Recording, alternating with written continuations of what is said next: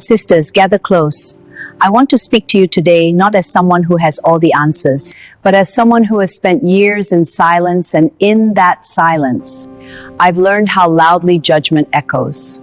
I have lived within these monastery walls for many years. I have prayed, I have fasted. And do you know what remains the hardest spiritual practice I have ever encountered?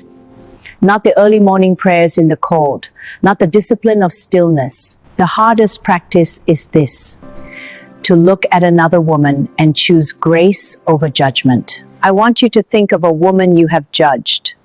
Perhaps a stranger, perhaps a friend, perhaps a sister.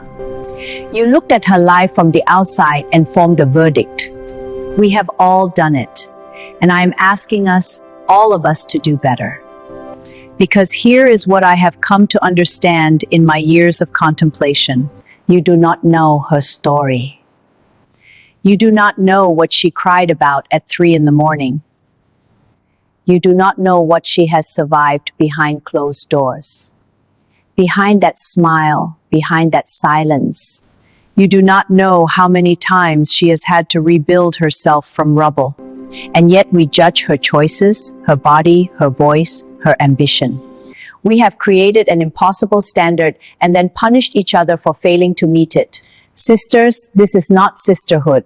This is a cage we have built together. The ancient teachings remind us that every soul carries a burden invisible to the naked eye. When you truly understand this, judgment becomes too heavy to hold.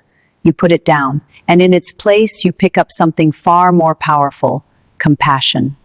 Celebrate her when she rises, genuinely, not with lips that smile and eyes that envy. Her success does not diminish yours. A candle does not lose its flame by lighting another. The room simply becomes brighter. Catch her when she falls. Sit beside her in her mess. Let her know she is not alone. And speak kindly of her when she is not in the room, for that is the truest test of your character. We live in a world that has not always been kind to women. Given everything we have faced, how is it that we sometimes become the hardest on each other? We cannot afford that. What we must invest in is love. Radical, patient, unglamorous love. The kind that doesn't require a woman to be perfect before it is offered. The kind that says, I see you, I don't have the full picture of your life, but I am on your side. Be the woman you needed when you were at your lowest, and offer her freely to every sister who crosses your path. The world will be better for it, and so will you. Go in love. Go in grace, and be good to each other. Amen.